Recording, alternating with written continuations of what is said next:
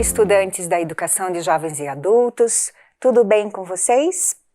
Hoje nós vamos ter mais uma aula de História e também a arte sempre está presente nas nossas aulas. Nós vamos começar fazendo um exercício de localização que vai nos ajudar mais adiante na aula, ok? Então vamos lá. Vocês conseguem localizar onde moram neste mapa de Curitiba dividido por regionais? Vejam ali, nós temos a Regional do Boa Vista, Cajuru, Boqueirão, Bairro Novo, Tatuquara, SIC, Pinheirinho, Portão, Matriz, que é bem central, e Santa Felicidade. Você consegue mais ou menos saber em qual regional você está? Ótimo! Então, vamos adiante na nossa aula. Observem bem esta imagem. Que pistas será que ela pode nos revelar sobre o que nós vamos aprender hoje? Olhando para a imagem, sobre o que você acha que nós vamos conversar? Você por acaso sabe que lugar é esse?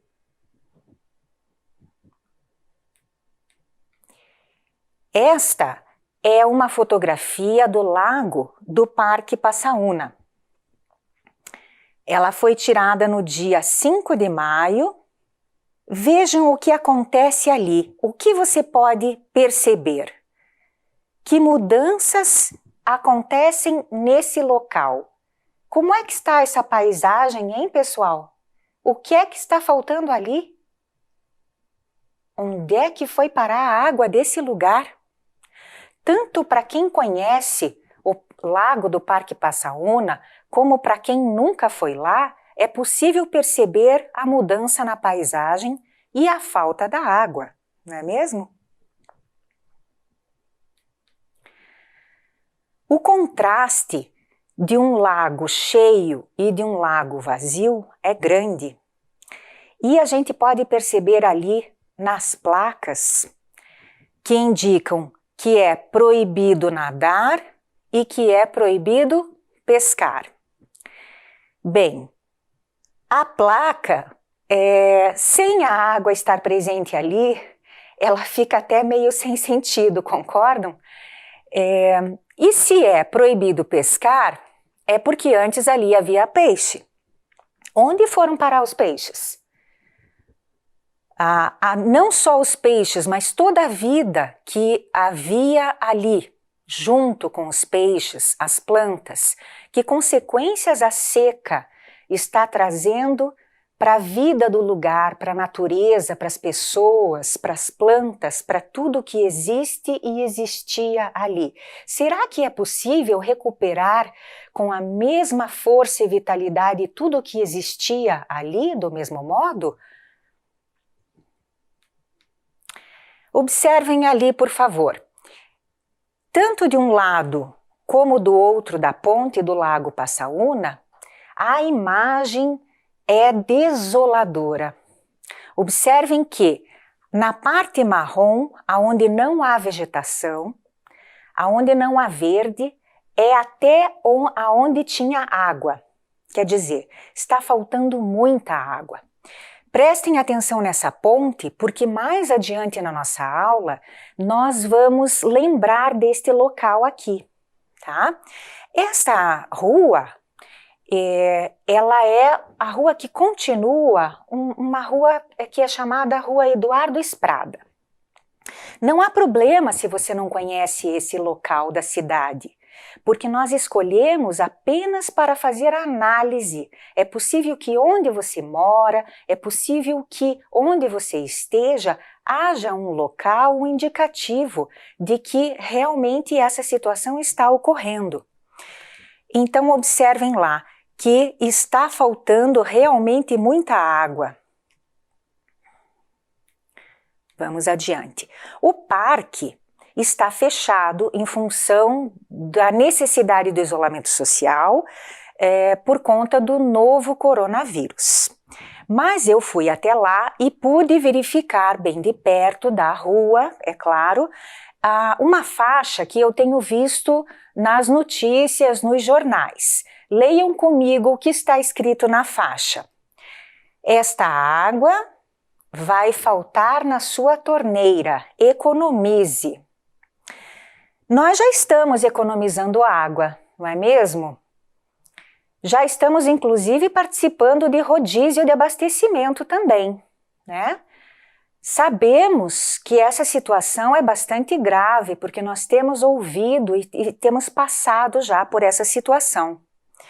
É porque, de fato, é uma situação bastante diferente de tudo que já aconteceu. É porque nós estamos passando por um período de estiagem.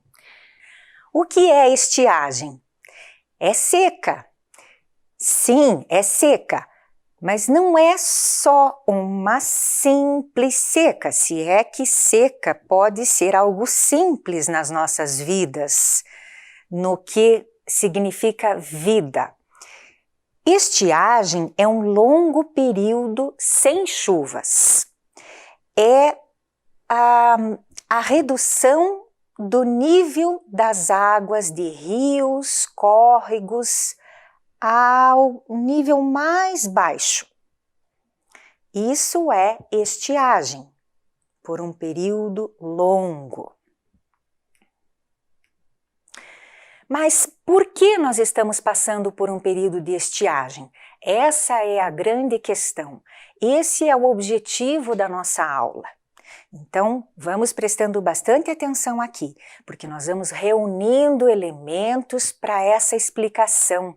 Nós vamos compreender esse fenômeno, nós vamos compreender de uma maneira mais ampla por que é que está acontecendo isso.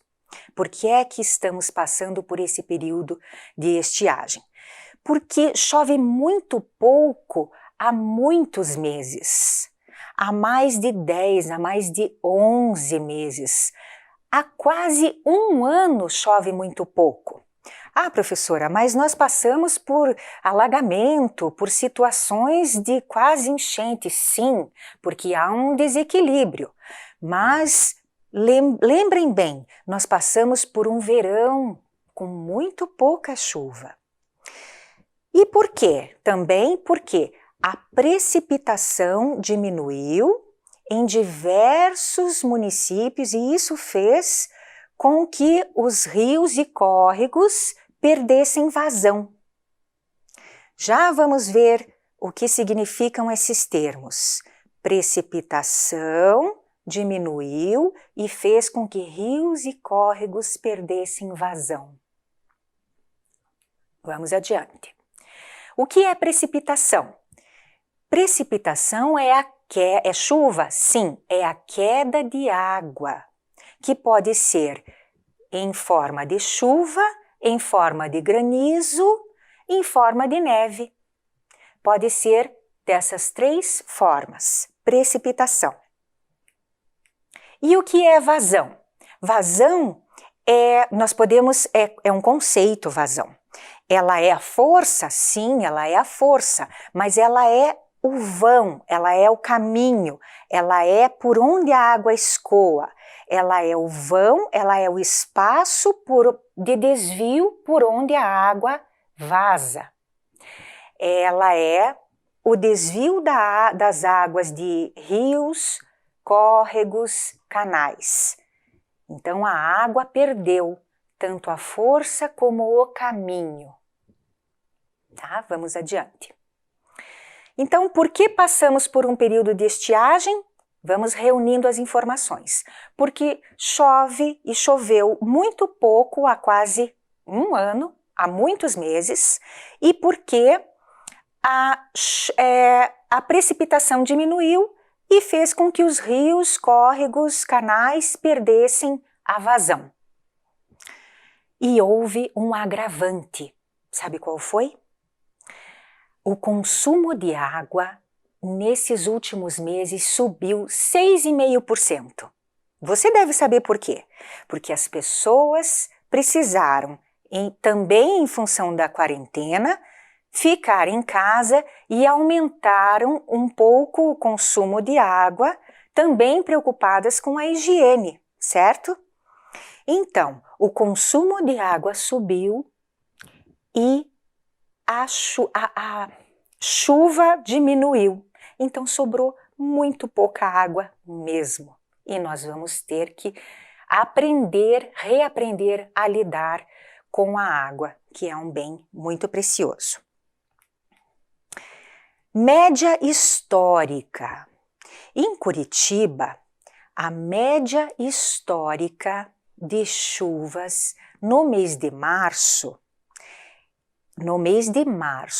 é de 127 milímetros, desde 1998.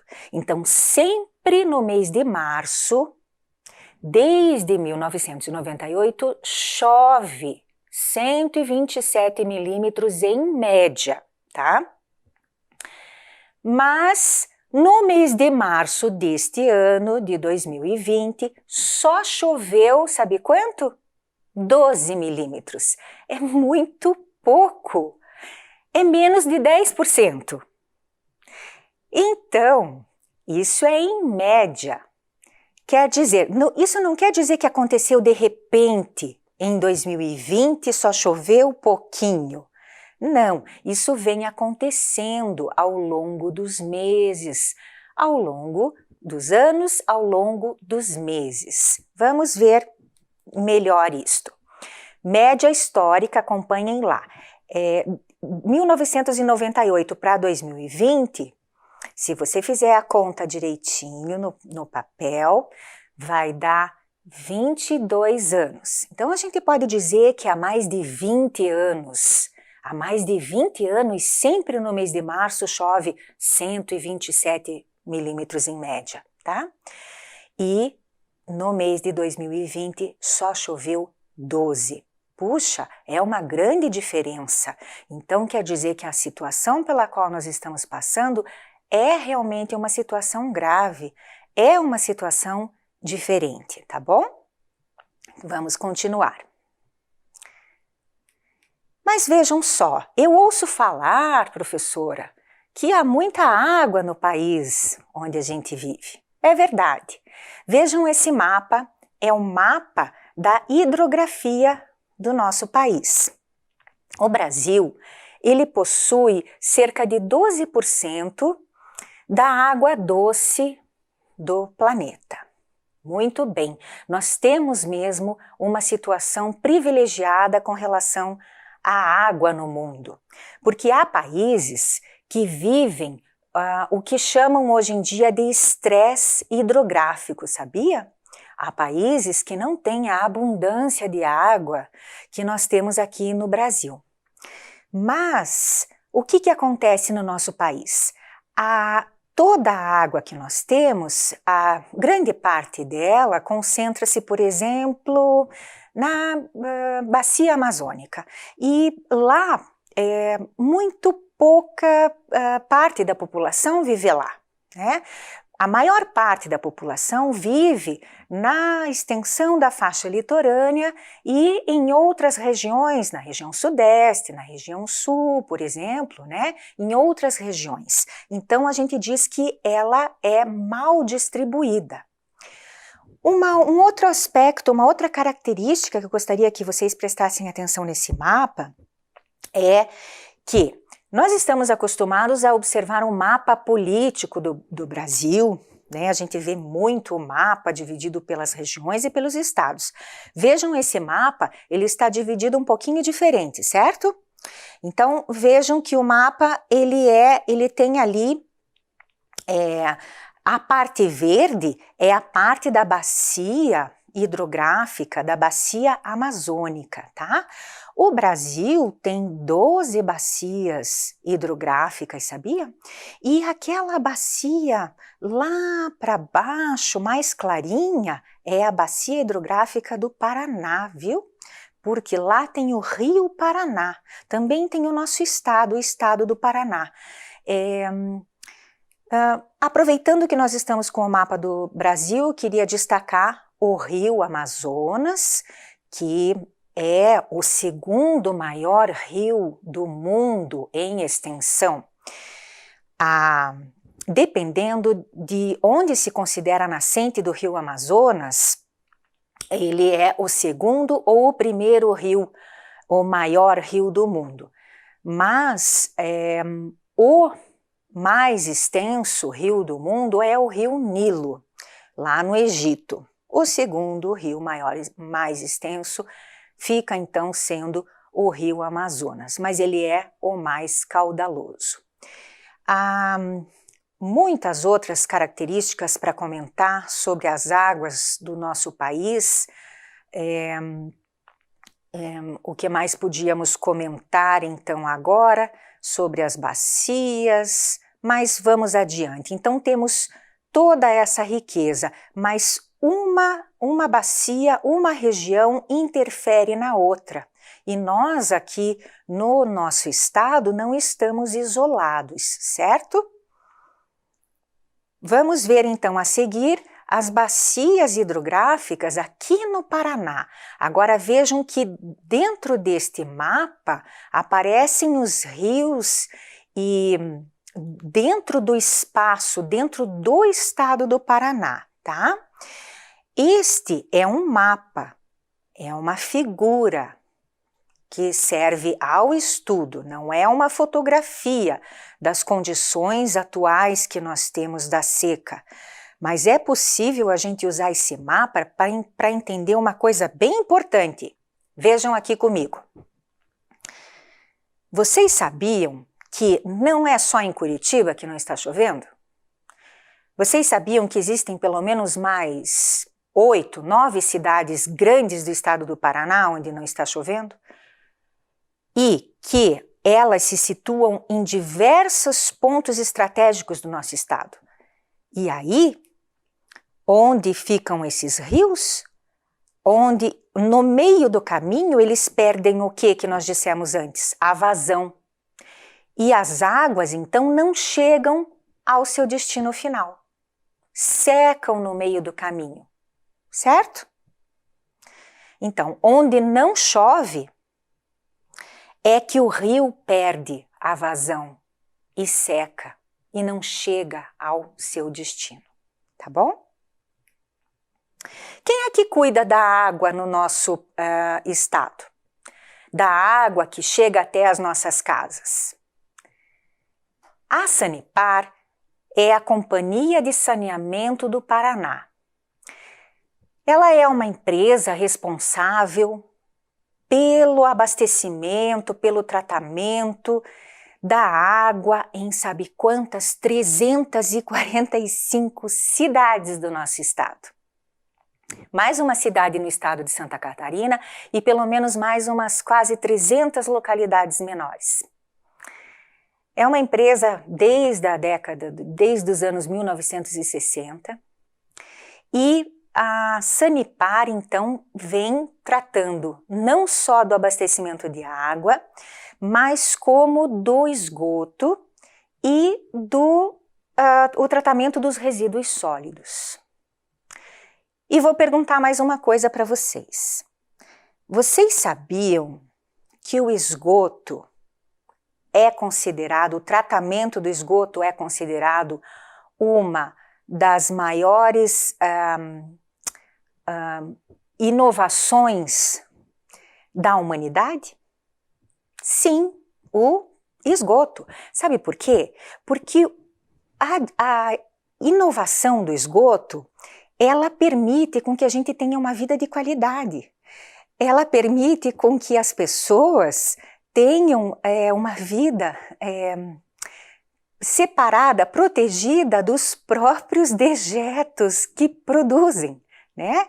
Uma vida protegida das doenças. Então, o esgoto é considerado uma das maiores descobertas e inovações, um dos maiores feitos da humanidade, sabe?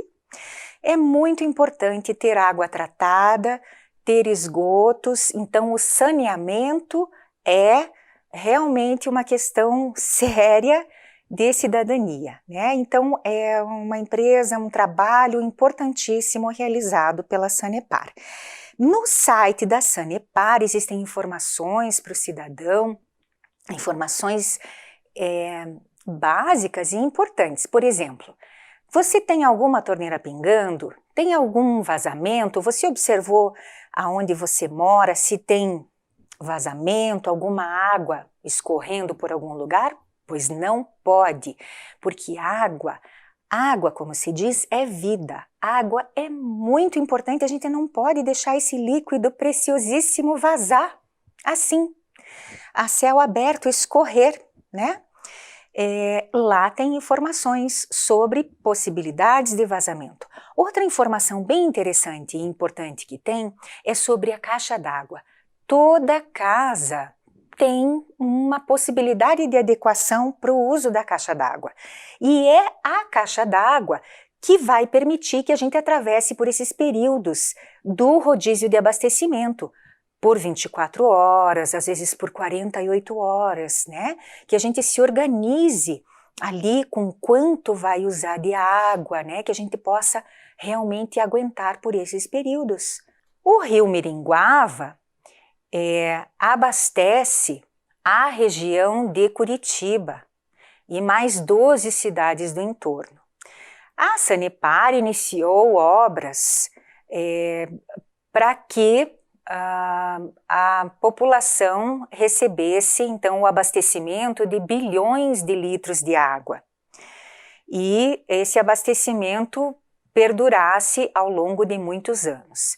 Mesmo com as obras que estão ocorrendo ao longo dos anos, as pessoas precisam mudar a postura com relação à água. E eu quero fazer uma reflexão com vocês. Porque a água é um bem precioso ligado também à produção de energia. E nós só nos damos conta disso quando há falta dela, quando há falta da água ou quando há falta da energia elétrica, não é mesmo? Por que é que nós aprendemos dessa maneira? Pensem comigo. Passando por este período de quarentena, muitas pessoas somente agora mudaram o hábito e estão lavando mais as mãos. Somente agora. No entanto, muitas campanhas para lavar as mãos, muitas campanhas preventivas para evitar a transmissão de doenças já existiam. Quantas campanhas já houveram para economizar luz, energia, água, né? E, novamente, só nesse tipo de situação realmente de escassez é que voltamos a pensar sobre isso. Porque é que, de modo geral, as pessoas não fazem o que sabem que é para fazer. Por que é que a gente não muda? É uma reflexão. Nós sabemos que precisamos fechar a torneira quando escovamos os dentes. Nós sabemos que precisamos diminuir o tempo do banho. Quantas pessoas de fato conseguem fazer isso? Não é mesmo? Vamos pensar sobre isso e tentar mudar a ação. Talvez a economia seja muito pouca, mas é a economia somada a uma postura diferente, a um comportamento diferente, a um bem precioso. Agora, nós vamos fazer a leitura de um mapa interativo e nós vamos localizar alguns lugares que nós vimos na fotografia. Vocês vão lembrar que nós vimos no começo da aula aquela ponte, vão lembrar que viram no vídeo as represas e vão relacionar esses locais no mapa que nós vamos ver, ok? Então, por favor, acompanhem comigo. Estamos no portal da ANA, Agência Nacional de Águas. E na leitura que nós vamos fazer aqui, temos o objetivo de localizar, depois da ampliação desse mapa, que é interativo, o Lago Passaúna, a Represa Iraí, Piraquara 1 e 2 e o Rio Miringuava. Antes de fazer a ampliação, eu convido vocês a me acompanharem aqui com o cursor, primeiro a localizar, né? Estamos aqui com a região sul do Brasil, aqui embaixo nós temos o Rio Grande do Sul, aqui Santa Catarina e aqui o estado do Paraná. Eu lembro que quando se trata de regiões hidrográficas, a organização de estudo é um pouquinho diferente. O nosso país tem 12 regiões hidrográficas e a região hidrográfica do Paraná ocupa 10% do território brasileiro. Ela abrange 7 estados, né? Aqui abrange São Paulo, abrange o Paraná, com o Paraná também, Mato Grosso do Sul, Minas Gerais, Goiás, Santa Catarina e também o Distrito Federal, né? Olhem aqui, tá? Então é um pouquinho diferente. Ainda antes da ampliação, quero aproveitar com vocês a possibilidade de estarmos tendo essa visualização e, por favor, acompanhem com o cursor aqui comigo. Estou passando por cima desse destaque aqui, é o Rio Paraná. Vejam, sempre ele vai aparecer aqui bem destacado, Rio Paraná, no nosso estado, a bacia hidrográfica do Paraná, Rio Paraná. E aqui também o Rio Paranapanema, aqui o Rio Paranapanema. E aqui o Rio Iguaçu, aqui onde estou passando o cursor, estão acompanhando? Ótimo. Aqui nesta manchinha, e vocês conseguem ler aqui, Curitiba, a capital do nosso estado, eu já vou fazer a ampliação para que nós possamos realizar o objetivo do nosso trabalho aqui, que é muito modesto, mas que vai valer a pena. Então, a ampliação causa um pouquinho de desconforto visual, mas logo as imagens, elas se ajeitam. Eu vou ampliar bastante e nós já vamos poder observar as massas de água em azul, em cor azul. Já pudemos observar. Aqui está, então, Curitiba, a região metropolitana toda ao redor. E aqui podemos ver, então, a barragem do Rio Passaúna. Vocês se recordam nas primeiras fotografias que vimos uma ponte? Então, a fotografia foi feita bem aqui, onde estou passando o cursor, de um lado de cada ponte e do outro lado da ponte, onde estava bem seco. Aqui, neste lado aqui. Onde você mora? Você consegue se localizar? Há vários nomes, há todos os bairros de Curitiba aqui. Este não é nosso objetivo no momento. Entretanto, dê uma olhadinha, veja se você consegue se localizar. Vamos lá para o outro lado. Lá tem a represa do Iraí, que também vimos na foto. Na verdade, no vídeo do alerta nós vimos, né? E aqui temos a represa do Rio Piraquara 1 e Piraquara 2, que também vimos. Eu vou puxar um pouquinho para cá, porque aqui em São José dos Pinhais é que tem o rio que cruza, né? Corta o rio Miringuava.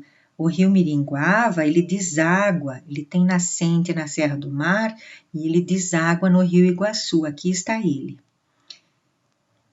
na região de São José dos Pinhais, e ele deságua aqui no Rio Iguaçu. Há muito para explorar, os rios permanentes, os rios de Curitiba, os rios que passam próximo às escolas. Entretanto, nosso objetivo foi localizar o que vimos nas imagens da aula de hoje, certo? Podemos ainda, para aproveitar esse momento, modificar a situação do mapa e mostrar uma imagem do satélite e mesmo assim, veja como é diferente para conseguirmos nos localizar, não é mesmo? É bastante diferente. O mapa nos ajuda bastante com a identificação das ruas, com a localização, não é mesmo? É muito bom. Por isso é que aprendemos a leitura de mapas para podermos nos localizar. Então, tendo cumprido o objetivo da visualização, vamos dar continuidade à aula de hoje. O mapa que vocês viram é uma figura, uma imagem pronta, certo? Agora vamos pensar, com toda aquelas massas de água que vimos. Sempre houve água encanada? O abastecimento de água sempre foi assim? Vejam ali, aquela é a imagem do Alto São Francisco, um reservatório de água de 1908. Eu estive andando em Curitiba e encontrei este mural maravilhoso feito por um artista muito importante para Curitiba, que vocês já viram o nome, Poti Lazarotto. E este mural, lá no Alto da 15, do lado da caixa d'água do Alto da 15, na Sanepar, conta a história do saneamento de Curitiba. Eu estou contando a história do saneamento, mas eu preciso falar alguma coisa deste mural e do Poti Lazarotto, que é um artista que nasceu no dia do aniversário de Curitiba. Sabem que dia que foi, não é mesmo? Você não sabe o dia do aniversário de Curitiba? Eu sei que você sabe, dia 29 de março. E o Poti Lazarotto, que na verdade se chamava Napoleão Potiguara Lazarotto e nasceu no dia 29 de março em Curitiba, foi um artista que produziu muito e eu tenho até certeza que você já conhece obras do Poti Lazarotto e já viu obras ou verá com certeza obras dele em toda a cidade de Curitiba. Ele produziu diversos tipos de obra, né, murais, artes visuais, enfim, até ilustrou livros de nomes importantíssimos da literatura que vocês já conhecem, que eu sei que vocês estão tendo aula também. Ilustrou, por exemplo, livros de Carlos Drummond de Andrade. Ilustrou Dalton Trevisan. E, além disso, o Poti Lazarotto, vocês já ouviram falar, por exemplo, que uma imagem vale por 1000 palavras? O Poti Lazarotto tem essa característica. Poucos traços para ele, de um desenho dele, são assim. Comunicam muito. São traços maravilhosos que contam muito da história da nossa cidade, do nosso estado e não só daqui. Tem muito para falar sobre ele. Mas sobre a história do saneamento da nossa cidade, então, este mural é um ponto maravilhoso para conhecer lá no alto da Rua 15. Sabe que ele foi restaurado? E ele foi restaurado pelos mesmos artistas que fizeram o Rio dos Pinhões lá no Memorial, do Largo da Ordem? Isso mesmo. Esse mural tem 23 metros de comprimento e 3 metros de altura. Vale a pena um dia ir até lá. E vocês vão reconhecer e identificar muitas imagens, porque vocês assistindo essa aula estão aprendendo muitas coisas e assim a gente vai crescendo em conhecimento, em saber, fazendo relações. Isso mesmo, e é isso que a gente deseja para vocês, que vocês cresçam e conheçam e saibam cada vez mais. Vamos adiante na história. Eu encontrei também na Praça Zacarias o primeiro chafariz público da cidade. Vejam lá as torneiras do chafariz. 3 torneiras, era um chafariz público. Naquela época, eu pergunto a vocês, existia encanamento na cidade? Não, olha lá, data 1871. Aos poucos a gente faz uma relação ou outra, né? Saber data não é importante, mas a gente faz uma relação ou outra.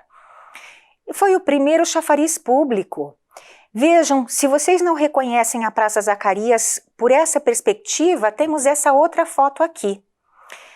Esse outro lado. E aqui a gente pode comparar e ver que o chafariz ficava originalmente no chão da praça, no chão daquele largo, daquele espaço.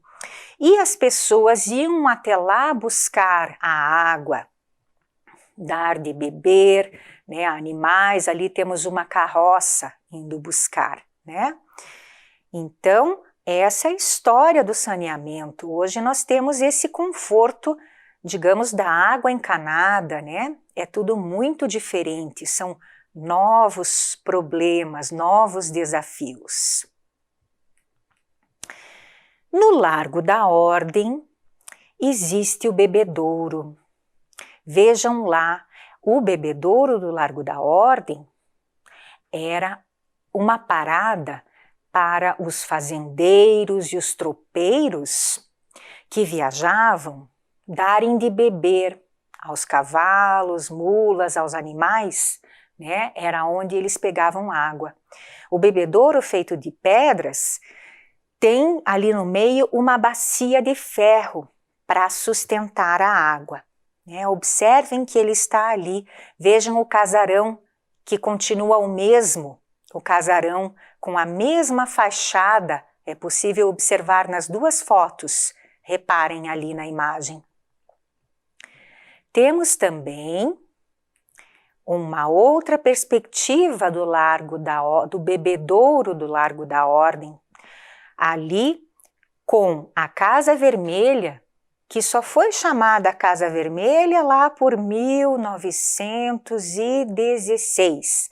Antes disso, ainda não era chamada Casa Vermelha.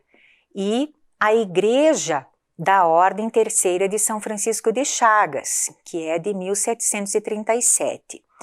É o primeiro monumento católico da cidade, é essa igreja. Ela tem um endereço interessante, ela é na Rua Mateus Leme, número 1. Ela é o número 1 da Rua Mateus Leme da nossa cidade. E lá está ainda o bebedouro do Largo da Ordem.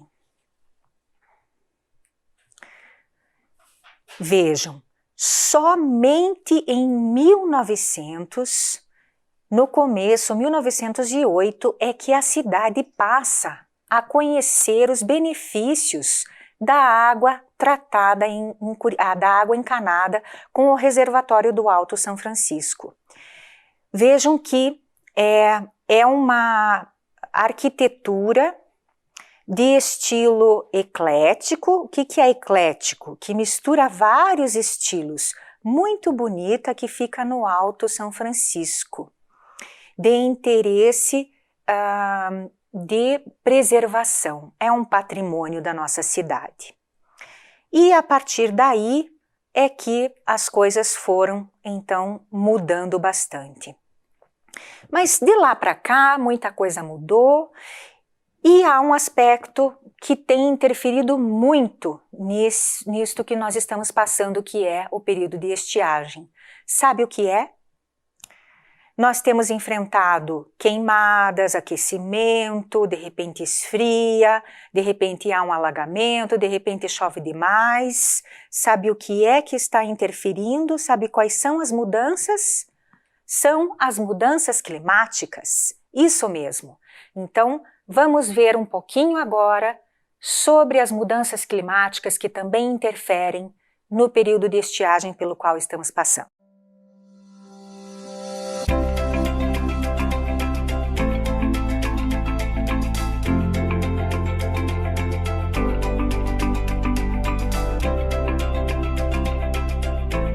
O clima do nosso planeta está mudando. Ainda não é possível prever exatamente como será esse impacto, mas, de acordo com os cientistas, é esperado que as alterações climáticas interfiram diretamente na disponibilidade de água. Com as mudanças no clima, uma região pode passar a receber mais chuvas, enquanto outra passa a receber menos, afetando a quantidade de água disponível para uso. Além disso, em todo o país, devem ocorrer com mais frequência chuvas intensas e estiagens mais severas e prolongadas. As alterações no clima influenciam a forma de prever o comportamento das águas. Até hoje, a hidrologia adotou a hipótese da estacionalidade, que considera que o futuro pode ser representado pelas estatísticas observadas no passado. Mas com as mudanças climáticas, as chuvas terão alterações de intensidade, duração e frequência, e os dados sobre o passado podem não ser mais confiáveis para planejar o futuro. O que podemos fazer para enfrentar essas novas condições? Algumas medidas são: aumentar os estoques armazenados e viabilizar outras fontes de água, melhorar a capacidade de infiltração nas cidades e no campo, instituir sistemas de alerta, além de estimular a reutilização e o uso racional da água. A ANA, em conjunto com outras instituições, estuda os novos cenários e promove ações para possibilitar uma gestão mais ágil, respondendo às situações críticas que devem acontecer cada vez mais. A ANA coordena o planejamento do acesso à água nesse novo futuro e colabora para a proteção das pessoas e o desenvolvimento do país. O clima do nosso planeta está mudando, mas podemos adotar medidas para que os efeitos sobre a população sejam menores. Agora, nós temos condições de responder à grande pergunta da nossa aula, que era: por que estamos passando por um período de estiagem? E sabemos que, porque chove muito pouco há muito tempo, porque os rios, córregos e canais perderam a vazão, porque o consumo de água subiu e porque estamos sofrendo as consequências das mudanças climáticas. Esse era o grande objetivo da nossa aula de hoje: ampliar o nosso conhecimento sobre o momento pelo qual nós estamos passando agora. Espero que vocês estejam bem, cuidem-se bem e não deixem a fonte secar. Usem a água com cuidado. Muito obrigada e até a próxima aula.